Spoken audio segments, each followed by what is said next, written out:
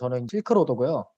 1인 수출 수입 아카데미를 지금 현재 운영 중입니다. 제 유튜브에 계속 시작한 지 별로 안 됐어요. 그래서 인사이트 받을 수 있는 강의를 이제 계속 올리고 있고요. 유튜브 같은 경우는 제가 올리는 강의들이 뭔가 이렇게 사업을 하기 위한 다양한 인사이트 방법들에 대해서 얘기해요. 놀이터 이론, 그다음 독점 수입에 관해서 잘 팔린 제품이 어떤 건지. 그러니까 이거는 유통이나 도매 쪽을 어떻게 해야 되는지 알려드리는 거고, 이 독점 수입은 500만 원에서 1000만 원 사이에도 충분히 할 수 있다는 걸 말씀드리는 거고, 그다음에 이 잘 팔린 제품이 어떤 건지, 온라인 판매에 대한 생각들, 온라인 가게, 스마트 스토어판도 사실 오프라인 가게랑 뭐 다른 게 없죠. 되게 빡세요. 그거를 이제 오프라인 가게랑 비교를 해가지고 말씀을 드린 거고, 사업을 시작할 때 3요소가 뭔지, 사업을 어떻게 시작을 해야 되고, 어떻게 하면 잘 할 수가 있는지에 대한 노하우를 여기다가 무료로 뿌려놨어요. 그래서 한번 더 보시고요. 그리고 오늘 강의는 멕시코입니다. 그래서 오늘 좀 사실 좀 기분이 좋은 게, 제가 이제 컨설팅 해드린 대표님이 이 어려운 환경을 하게 됐어요. 첫 수출을 하게 됐고, 또 오픈방에는 본인이 이제 조금 나갔다고 하길래 뭐 100개, 뭐 200개 나갔나 생각했는데, 물어보니까 2만 개가 나갔어요. 2만 개가 나갔는데 마진이 괜찮아요. 그래서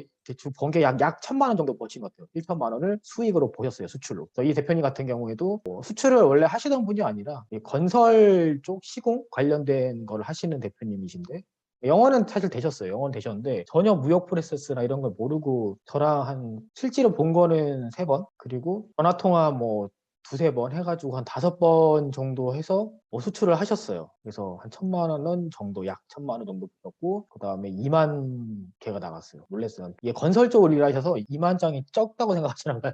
근데 초도 물량으로 2만 장이 나갔고, 수출이라는 게 이게 어려운 게 아니라는 걸 또 한번 확신을 가지게 됐어요. 그래서 오늘 강의는 이제 멕시코 편을 진행할 거고요. 제가 절대 실패하지 않는다고 말씀드리는 이유는, 사실 제가 하는 이런 지식 창업 쪽, 이런 뭐 수출이나 수입, 뭐 이런 쪽은 사실 실패할 확률이 굉장히 떨어집니다. 그거에 대해서는 제가 예전에도 많이 말씀드렸는데, 또 시간 되면 또 강의 한번 열어볼게요. 저는 이제 실크로드로 활동을 하고 있고, 경력은 이렇습니다. 회사를 시작해서 회사 생활을 많이 했고요. 모든 게 다 해외 쪽 관련된 일을 했었어요. 그리고 현재는 그린트리 네트워크스에서 대표를 맡고 있고, 수출 및 소싱을 전문적으로 하고 있습니다. 그리고 작가 일도 하고 있고, 사실 뭐 온라인도 할 줄 알아요. 온라인도 뭐 파워등까지는 다 만들어 봤고, 인스타도 사실 제가 갖고 있는 계정이 1.3만짜리 하나에 5천짜리 2개에다가 뭐 페이스북도 있고, 뭐 블로그도 2개 운영을 합니다. 다만 제가 너무 이렇게 뭐 모든 걸 다 해보면 제가 무슨 호랑이 크림 같은 느낌이잖아요. 그래서 저는 딱 제가 신념을 한 게, 나는 수출이랑 해외 소싱 쪽으로 전문적으로 해야겠다, 이런 생각을 해서, 또 제가 제일 잘하는 거고요, 그 중에서도. 그래서 이쪽으로 관련해서 컨설팅과 강의를 진행을 하고 있고요. 저희 회사는 이렇게 수출 업무랑 수입 대행, 이제 수출이 컨설팅 업무를 하고 있고요. 수출 아카데미는 양질의 정보를 이제 대표님들이 제공하고 실천 가능할 수 있도록 강의와 1대1 코칭을 해주는 그런 플랫폼입니다. 그래서 혹시라도 제 수출 수입 아카데미 관련해서 궁금하신 게 있으시면은 카카오톡 아이디에서 본배로 12 이쪽으로 연락을 주시면은 제가 자세하게 설명을 드리겠습니다. 그 다음에 보시면은 일단 멕시코인데요. 사실 제가 제일 말씀드리고 싶은 게, 소싱한다고 하면 다들 중국에서 소싱하려고 하시고, 뭐 수출은 뭐 되게 어렵다고 생각만 하시다 보니까 다들 힘들어 하시죠. 내가 할 수 있는 게 아니라고 생각을 하시는데, 사실은 이게 어려운 게 아니에요. 어려운 게 아니기 때문에 누구나 다 할 수 있는 건데, 단지 정보를 모르고 이게 어떻게 해야 되는지 모르기 때문에 그러신 것 뿐이에요. 우선은 이 멕시코 쪽을 보시면은, 멕시코는 인구가 1억 2천 정도가 있거든요. 우리나라가 5천만에 비하면은 거의 2배가 넘죠. 그리고 카톨릭이 78%고, 그다음 개신교가 11% 정도가 있어요. 이런 게 있고, 그다음에 이제 경제 성장률을 보면은 계속 올라가다가 2019년부터 떨어지기 시작해가지고, 이 코로나가 터지고 나서 마이너스 8.5%, 1인당 GDP는 19,000원에서 쭉쭉쭉 가다가 지금 18,000에 있거든요. 그리고 실업률은 이제 3.86, 이렇게 4.71 이렇게 있는데, 이 경제 지표는 잘 봐주시는 게 되게 중요해요. 왜냐하면은 경제 성장률이 떨어진다는 거는 들어오는 수입이 적다는 거, 국가 자체가. 그러다 보니까 소비가 또 위축이 될 수가 있고, 그러면 우리가 수출을 할 경우에는 그 수입하는 바이어가 이제 물건을 구매할 확률이 좀 많이 떨어지는 것도 있고, 전 세계가 통화가 달러 베이스로 되어 있기 때문에 달러 값이 올라가겠죠. 그러면은 무역은 달러로 움직이기 때문에 달러 값이 올라가기 때문에 바이어들이 좀 수입을 힘들어 할 수도 있는 상황이 있어요. 그런 경제 지표를 볼 수가 있고, 1인당 GDP는 그때 말씀드린 것처럼 국가의 한 국민이 하는 소득인데, 이 소득이 많다는 인거는 그만큼 구매를 할 수 있는 확률이 높다는 거죠. 그래서 보통 저는 이제 1인당 GDP가 5,000불 이상인 국가만 타겟을 하고 있어요. 5,000불 이상이 돼야지 어느 정도 수입도 가능하다. 그 다음에 실업률 같은 경우는 보통 10% 이하면은 그게 나쁘지는 않는 편이에요. 이렇게 멕시코가 그나마 실업률이 좀 적은 이유는 불행이기도 하고 운일 수도 있긴 한데, 미국이 옆에 붙어 있기 때문이죠. 미국이 있기 때문에 미국의 어떤 공장 역할을 하고 있고, 그러다 보니까 미국 공장이나 다른 전 세계의 다른 글로벌 기업들이 이제 멕시코에 그 공장을 세우다 보니까, 그래서 이제 실업률이 많이 떨어져 있는, 경제는 어느 정도 그래도 튼튼하다라고 볼 수 있고, 요 2020년도에 경쟁 성장률이 좀 떨어졌던 이유는 코로나로 인해서 락다운이 많이 되다 보니까 공장들이 그런 것 때문에 이제 쉬는 날도 많아지고 하다 보니까 경쟁 성장률이 많이 떨어진 편입니다. 그리고 이제 FTA 현황인데, 이 FTA는 굉장히 중요한 거예요. 이제 무역에서는 FTA를 우리가 어떤 나라랑 맺게 되면은 관세가 점진적, 그러니까 즉시 합정세율에서 관세가 0%가 되는 게 있고, 점진적으로 이제 어떤 게 0%로 바뀌거든요. 예를 들어서 우리가 사실 멕시코랑 우리가 이제 FTA를 맺은 게 없어요. 그래서 만약에 해외로 나가면은 한국 기업들이 오히려 내 적이 아니야. 나의 진정한 경쟁자는 일본 기업이랑 이제 중국 기업인 거죠. 저도 항상 무역하면서 가장 희열을 느끼는 게, 내가 중국 기업이랑 일본 기업을 누르고 내가 수출하는 한국 제품이 수출됐을 때의 희열감이 굉장히 큰데, 이런 거예요. 멕시코랑 일본이랑 FTA가 맺어져 있어요. 2005년 4월 1일 날 발효가 되었고, 그러면 일본에서 가는 제품은 관세가 없고 우리나라에서 가는 제품은 관세가 있는 거죠. 관세가 뭐 10%일 수도 있고 12%일 수도 있고 천차만별인데, 관세가 있으면 그만큼 바이어는 물건이 비싸면은 못 사요. 일본 제품이 우리보다 더 쌀 수도 있는 거예요. 관세가 없기 때문에. 뭐 이런 현상이 있기 때문에, 그렇게 우리나라가 뭐 어느 정권이든지 간에 자꾸만 해외를 가가지고 뭐 FTA를 하려고 그러고, 자꾸만 무슨 서로 이렇게 관세 철폐 동맹을 맺으려고 하는 게 이런 이유여서죠. 물건을, 자국 산업을 더 활성화시키고 수출을 많이 늘리고, 특히 우리나라가 땅이 좋기 때문에 중국하고 일본하고 다른 게 내수 시장이 작아요. 그렇기 때문에 우리나라 같은 경우는 무역을 해야지만이 나라가 먹고 살 수 있는, 경제가 돌아가는 상황이기 때문에, 그러니까 결국은 전 세계적으로 봤을 때 우리가 달러를 많이 갖고 있어야 우리가 이제 계속 뭘 쓰기도 하고 이렇게 경제가 돌아가기 때문에, 또 우리나라도 제조 기반 중소기업들이 많고, 이제 그런 제조 기반의 중소기업들이 국내 시장에서는 도저히 경제 활동을 하기에는 한계가 있기 때문에 해외로 자꾸 나가야 됩니다. 그렇기 때문에 이 FTA는 되게 중요한데, 사실 좀 안타까운 거는, 그러면 우리가 항상 FTA가 좀 많이 늦어요. 정부에서 FTA 관련돼서 이렇게 불쓴 데가 있거든요. 보면은 우리나라랑 멕시코랑 아직 FTA가 맺어져 있는 게 없어요. 발효된 게 지금 아직 없고. 그리고 이제 멕시코 쪽은 사실 지금 일본이 CPTPP라 그래가지고 일본, 캐나다, 호주, 브루나이, 싱가포르, 멕시코, 이 멕시코 있죠. 일본하고는 지금 하고 있어. 총 11개국. 원래 여기 그 오바마 대통령 때 TPP라고 이제 2009년도에 하자 막 했다가 2017년도에 도널드 트럼프 대통령이 탈퇴를 했어요. 그래서 남아있는 나라들이 지금 이제 여기 CPTPP 11개국. 여기가 일본, 캐나다, 호주, 브루나이, 싱가포르, 이렇게 우리나라 지금 빠져 있는 상태인데, 우리나라도 여기 들어가려고 지금 계속 트라이를 하고 있는데, 사실 뭐 우리나라가 뭐 법안이 되게 많고, 다자 무역협정 비준 절차를 일본, 중국 같은 비교하면 간소해야 된다. 우리 너무 뭔가 통과하고 이게 되게 늦어요. 그러다 보니까 이거 하려면 이런 관세 철폐를 할 수 있게 다자간 무역을 계속 해야 되는 상황인데, 일단은 지금 멕시코랑은 잘 안 되는데 여담이고, 멕시코랑 우리나라가 이민사가 100년이에요. 우리나라 일제강점기 시대 때 우리나라 사람들이, 선량한 우리나라 사람들이 멕시코로 많이 이주하기보다는 강제로 그냥 속아서 넘어가죠. 뭐 돈을 벌게 해주겠다 이런 식으로 해서 속아서 우리 한국인들이 많이 멕시코로 넘어가서 데킬라 농장이나 이런 데서 되게 노예처럼 일을 해요. 되게 힘들게.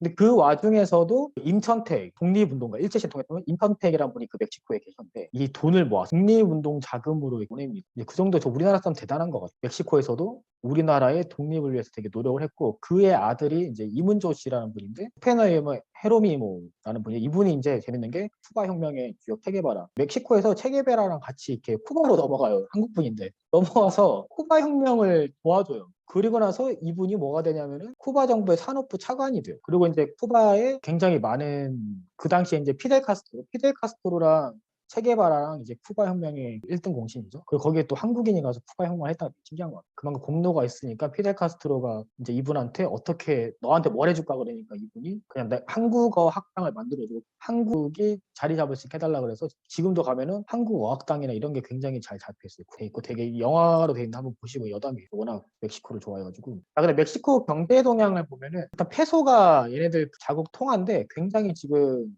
페소가 약세예요. 1달러에, 제가 예전에 저 원래 멕시코에 좀 있었거든요.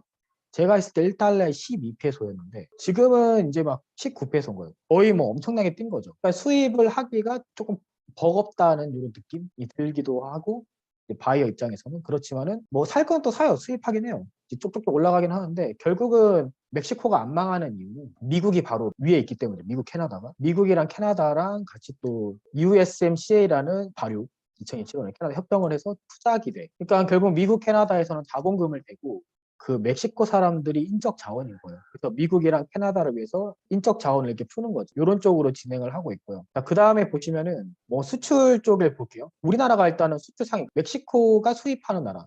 상위가 대한민국이 6위가 돼 있어요. 그러니까 생각보다 멕시코랑 우리나라랑 무역 교류가 되게 많고 수입도 보면은 멕시코에서 우리나라로 보면 우리나라가 그 멕시코 수출하는데 뭐 대한민국도 생각보다 많이 이렇게 하고 있어요. 굉장히 무역적으로도 우리랑도 많이 연결이 돼 있다. 미국이랑 중국 다음으로 대한민국 그리고 한국에서 이제 10월달 2020년 10월달에 총 수출 수입 그 다음에 2021년 수출 수입을 봤을 때 당연 중국이 이제 수출이나 수입 물량이 우리나라랑 제일 많고 우리랑 무역을 제일 많이 하는 중국이고 그 다음에 미국, 베트남, 홍콩, 일본 쭉쭉쭉 가는데 멕시코가 9위라는 거죠. 동남아를 제외한 그리고 미국을 제외한 국가들 중에서 가장 우리랑 수출 수입이 많은 나라도 멕시코예요. 이 자료는 뭐냐면 한국에서 KF94나 이런 마스크가 가장 많이 나가는 나라. 일본. 혹시 여기서 이제 뭐 베트남, 중국, 독일, 1위가 멕시코예요. 그러니까 KF94나 비말 차단이나 뭐 덴탈 마스크나 이런 것들이 멕시코로도 우리나라에서 많이 수출이 되고 있는 상황이고요. 수출 금액이 2020년에는 10월에는 6,600이었는데 21년도 10월에는 8,400 많이 늘어났고요.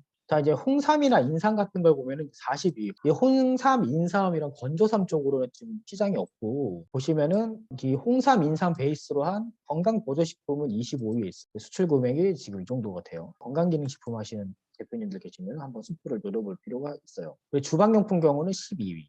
우리나라가 일본에 가장 수출을 많이 하고 이 데이터 딱 보면 보이죠? 중국에 우리가 수출하는 거랑 중국에서 우리가 수입하는 거 수입 엄청나게 하죠. 주방용품. 우리 막 해외 소싱도 하고 정식 통관 수입도 하고 막 되게 많이 하잖아요. 그래서 이렇게 중국 쪽에 많이 무역협회에 제가 유료 회원이어서 그거를 따온 거예요. 그 12위가 멕시코. 우리 멕시코로 수입하는 사람이 없겠죠. 근데 수출을 이만큼 하고 있다. 요거야 단위가 1,000불이에요. 1,000만, 10만, 100만.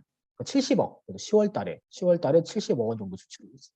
70억 원 누군가는 수출하고 있다는 거예요. 그러면은 우리는 한 달에 1억에서 2억만 나가도 충분하잖아요. 그러니까 충분히 수출도 가능하다는 말씀 드리고 싶은 거고. 화장품은 이제 33위. 우리나라 화장품이 나간 33 정도. 700만. 이것도 실주법 정도. 이 HS 코드 3304 부분은 이제 이런 화장품류.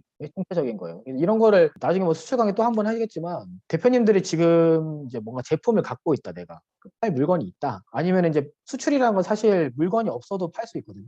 그러니까 내가 제조 공장을 컨택을 해가지고 내가 멕시코에 수출한다 그러면 공장에서 싫어할 공장 없어. 왜냐면 멕시코에다 지금 수출을 못 하고 있거든요.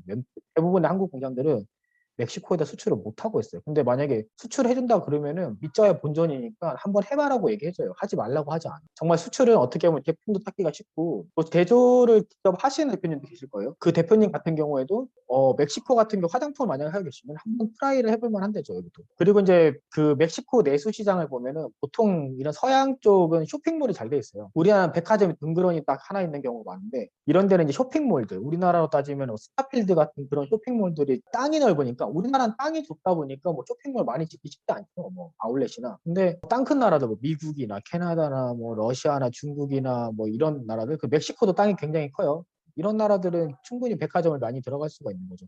그래서 백화점 보면은 여기 시어스라는 백화점이 있고 팔라시오 데 이에로 리버풀이라는 백화점이 있고 이 시어스는 미국 자본인데 시어스 미국은 망했고 이제 멕시코만 지금 명맥을 이어서 백화점 활동을 하고 있고 이런 백화점에도 충분히 한국 제품이 지금 많이 들어가고 있고 저도 지금 여기다가 제품을 수출을 하고 있어요. 납품하고 있어요. 이 팔라시오 데 이에로다가 바이어 통해 가지고 슈퍼마켓은 단연 이제 그 미국이랑 붙어 있다 보니까 월마트 멕시코 엄청난 공룡이고 통해 그다음에 이 월마트 멕시코 그룹이 보데가 아루에라랑 그다음에 비보데가 아루에라 아루에가 익스프레스는 뭐 조그만 마트 같은 거죠. 그거랑 그다음에 수페라마 이거는 그러니까 월마트의 약간 좀 상위 버전 조금 더 이제 비싼 제품들을 이제 판매를 하는 거. 월마트는 완전 싼 거만 팔고 우리나라 제품이 사실 월마트 멕시코 들어가기 쉽지가 않아요. 얘네들은 이제 월마트에 가보시면은 그냥 그 브라운 박스 있잖아요. 갈색 박스, 택배 박스 그냥 그거 뜯어가지고 위에다 올려놨어. 그 12개 만약 브라운 박스 안에 12개가 들어있는 물건이 그거 그냥 뜯어가지고 올려놨어. 그 정도로 싸게 들어가 되고 스페라마는 조금 하이 퀄리티, 하이엔드 마트이기 때문에 한국 제품은 충분히 들어갈 수가 있습니다. 그리고 이제 샘스클럽, 그죠? 이런 약간 코스트코 같은 창고형 매장들 이런 것들도 한국 충분히 들어갈 수 있고 저도 많이 시도를 해봤고 물론 샘스클럽은 그때는 실패를 했어요. 근데 다시 트라이를 해볼 생각이에요. 그리고 소리아나랑 이제 라코메르 같은 이런 큰 마트 그러니까 우리나라 따지면 얘가 이마트급 얘가 롯데마트 정도 되는 거예요. 뭐 홈플러스 정도. 이 체드라우이라는 데는 뭐 매장은 많지는 않지만 멕시코에서 한 리테일 샵으로는 한 5위 정도 하는 업체인데 여기는 조금 좀 잘 사는 동네에만 있어요. 그래서 비싼 것들 또 수입 제품들이 많이 팔리기 때문에 여기도 한번 진행을 할 필요가 있고 여기다가 저는 실제 지금 납품을 하고 있어요. 바이어 통해서. 이제 HEB라고 이제 멕시코에 보면은 요것도 마트인데 이제 몬테레이에 우리 기아 자동차 공장이 있거든요. 그 공장 근처에 HEB가 있는데 여기는 또 몬테레이 한국 사람이 워낙 많다 보니까 뭐 여기는 뭐 전단지나 이런 것들도 전부 다 한국어로 돼 있어요. 한국 식품도 많이 들어있기 때문에 보면은 이런 바나나 케이크 과자, 그다음에 뭐 신라면 같은 거, 신라면 불닭볶음면, 그다음에 뭐 소주. 그러니까 얘네들 입장에선 그냥 한국 사람이 많아서 소주를 많이 파는 거예요. 근데 이제 뭐 한국 사람들도 소주를 마시고 코인들도 소주를 마시는 거죠. 그 워낙 이제 드라마나 우리 한국 드라마나 이런 한국 컨텐츠들이 워낙 전 세계로 많이 뿌려지다 보니까 뭐 우리가 느끼는 약간 그런 데킬라 느낌? 데킬라가 멕시코 술인 것처럼 이 소주도 얘네들한테 외국 술인 거예요. 멕시코 사람들한테. 신기한 술인들이 있어요. 이런 것도 이제 마시기 시작한 거예요. 이제 멕시코인들이. 최근의 트렌드는 이렇게 이제 영어로 가기도 하지만 한국어를 그냥 살려두는 경우가 있어요. 왜냐면은 예전에는 그렇게 중요하지 않은데 뭔가 이게 한국어가 있으면은 한국 과자 같잖아요. 우리가 옛날에 일본에서 과자 같은 거 많이 여행 갔다 오면은 바꾸고 막 그랬잖아요. 그러면 이제 일본어로 돼 있으면 뭔가 일본 틱하고 더 좋잖아요. 그것처럼 뭐 한국어가 요새는 좀 들어가 있는 걸 다들 좋아한다. 물론 이제 이런 스페인어 표시상 라벨이나 이런 건 붙여야겠지만 이 제품 자체에는 한국어가 들어가는 것도 이제 많이 선호하는 편입니다. 만약에 대표님들이 수출을 좀 하고 싶다. 이제 국내에서는 뭐 이미 뭐 잘 파시는 대표님도 한번 수출 한번 해볼 수 있을 거고, 뭔가 새로운 돌파구를 위해서 이제 수출을 할 수 있는데, 멕시코는 한국인이 기본적으로 한 10,000명에서 15,000명 정도가 계시기 때문에 그냥 거기 딱 공식적으로 사시는 분만. 근데 그것 빼고 거기 주재원에다가 놀러 오는 사람 합하면 더 많을 거예요. 많기 때문에 한인마켓이나 도시나 멕시코시티, 아까 말했던 기아 자동차에 있는 몬테레이 지역 쪽에다가 한인마켓이 있으면 한번 제안을 해보면은 수출이 될 확률이 굉장히 높아요. 자, 그 다음에 보시면은 이제 온라인 쇼핑몰인데, 온라인 쇼핑몰은 이제 멕시코 같은 경우는 어느 정도 인터넷 보급률이 잘 되어 있고, 그리고 핸드폰도 다들 많이 쓰기 때문에 실질적으로 이제 이커머스 시장도 많이 지금 올라간 상태입니다.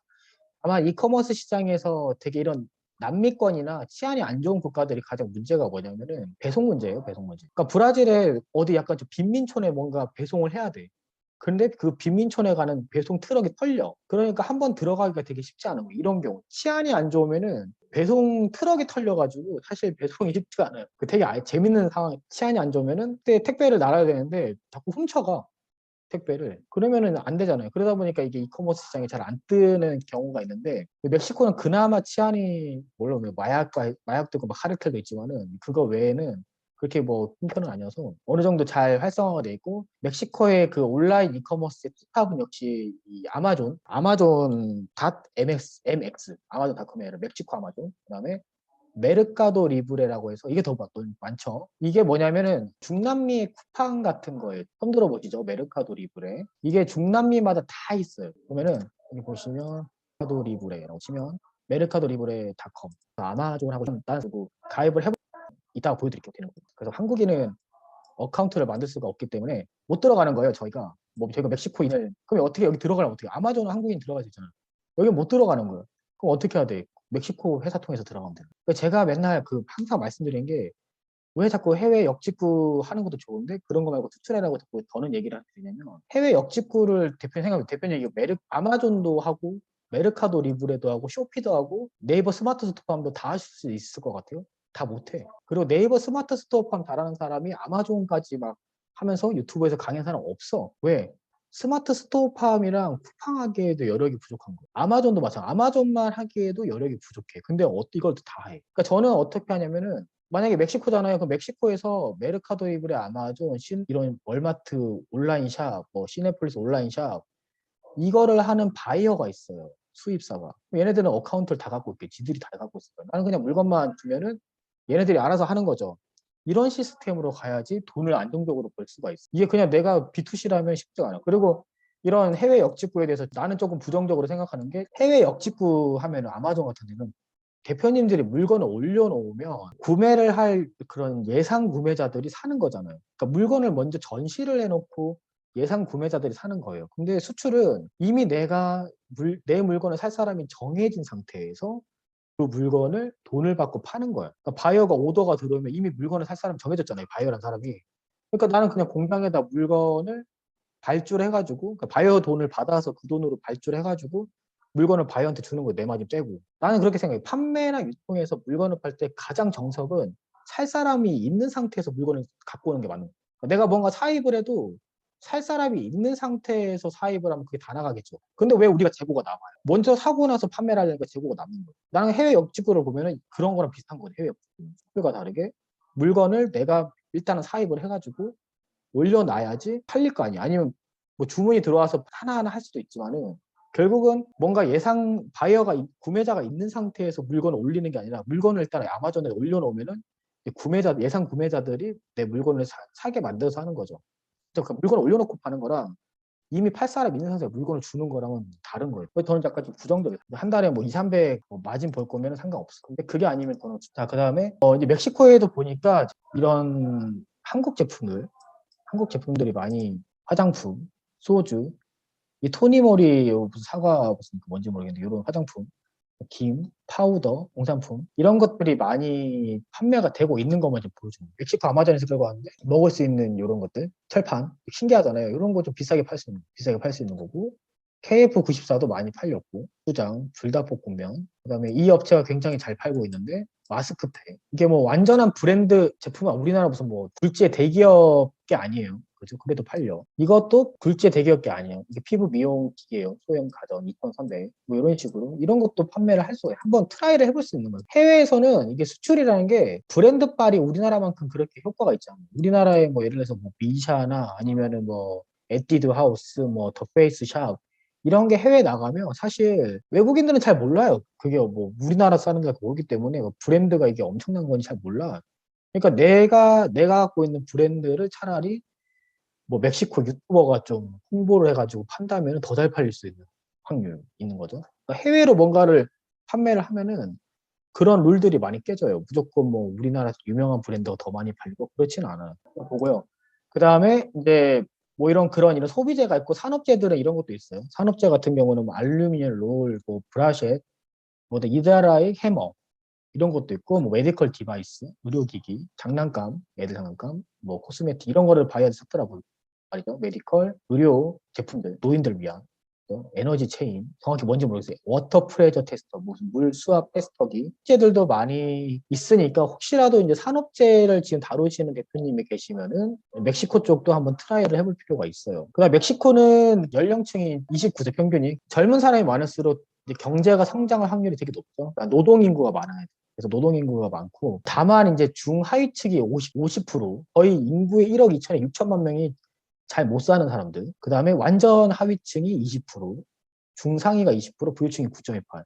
근데 우리나라 제품은 제가 봤을 때는 요 부류까지만 할 수 있는 거예요. 그러니까 10%가 1,200이니까 한 3,600만 명한테 우리 제품을 팔 수가 있는 거예요. 그렇게 따지면은 1억 2천 중에서, 그러니까 이게 수출을 할 때 이런 걸 잘 봐야 되는 게, 무조건 옛날에 제가 회사 다닐 때 보면요. 위에 계시는 대표님들은, 제가 그때는 직장인이었지만, 무조건 땅 크기라 인구 크기로 자꾸만 쪼개요. 근데 막상 현실은 좀 이렇게 잘 사는 사람들이 많이 있는 데를 가야 되는데, 이제 멕시코 같은 게 사실 인구가 1억 2천이라고 하면 땅도 크다 그러면 일반 뭐 회사의 대표님들은 글로 무조건 가야 된다고 하지만 실질적으로 까보면은 그렇게 많이 안 나갈 수도 있다. 이런 걸 봐야 돼. 그래서 3,600이면 그 우리나라 인구보다 조금 적지만 해볼만 하죠. 우리나라 하나 더 갖는 거예요. 80%짜리 우리나라. 빈부격차 크고 뭐 가격 시장이다. 뭐 당연히 가격 시장 아닌데 없죠. 시장에도 뭐 가격을 많이 따지긴 해요. 그래도 가격 시장 아닌데 없고. 그 다음에 이제 내수 활성화. 이제 미국의 블랙 프라이데이를 굉장히 이제 미국이랑, 그러니까 멕시코가 참 행운과 불운이 갇힌 게 미국이랑 붙어 있어가지고 경제적으로 성장한 것도 있지만 미국이랑 붙어 있어서 약간 좀 경제 식민지 같은 느낌? 뭐 영향을 많이 받죠. 많이 받다 보니까 뭐든지 미국 영향을 많이 받는데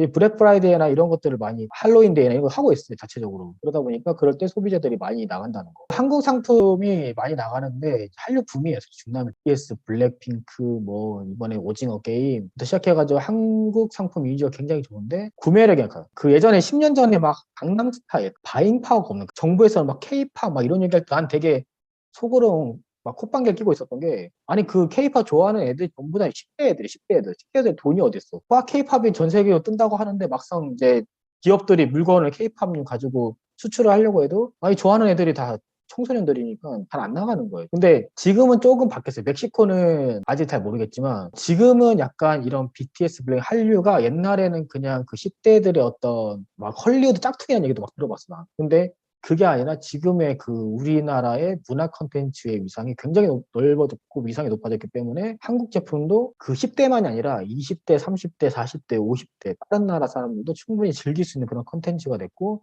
뭐 3, 4, 50대, 60대 돈이 있으니까 충분히 우리나라 제품을 살 수 있는 여력이 된다. 그러니까 지금의 우리들도 중소기업들도 당장 뭐 수출을 하면서 빨리빨리 뭔가를 해야 되는 시대가 왔어요. 뭐 상거래 시 보면은 뭐 에이전트 확보가 중요하다. 뭐 어디서나 마찬가지고. 뭐 할인 상술인데 멕시코는 값을 깎으려고 하는 경우에 이건 뭐 멕시코인들만 그런 게 아니라 우리나라 사람도 가격을 깎으려고 그러죠.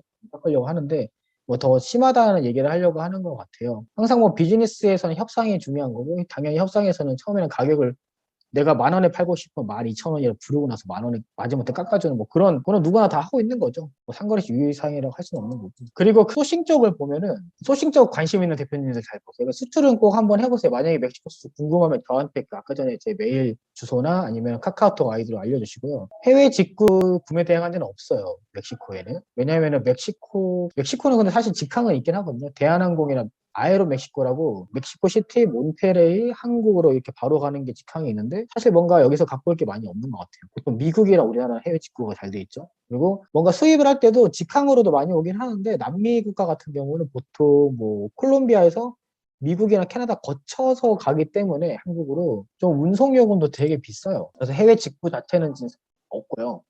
이제 만약에 굳이 뭐 하시겠다면 EMS나 쿠리어, DHL, 페덱스, UPS 같은 게 있으니까 이런 것들을 활용을 해가지고 개인 포장 같은 거는 보낼 수가 있고 받을 수가 있다는 거고. 그리고 이제 쇼핑 리스트. 제가 이제 뭐 기본적으로 맨날 말씀드리는 게 이제 나라마다 다 있어요. 남미마다. 그러니까 남미의 쿠팡 같은 거예요. 근데 그럼 나도 여기 남미, 브라질 모델 더 만들 수가 없어. 그럼 포기할 건가? 난 절대 그렇게 이렇게 뜨는데 이렇게 뜨고 있단 말이에요. 이런 걸 들어가려면 결국 내가 바이어를 찾아야 돼. 그러니까 KF94 같은 이런 짝퉁 KF94 이런 거.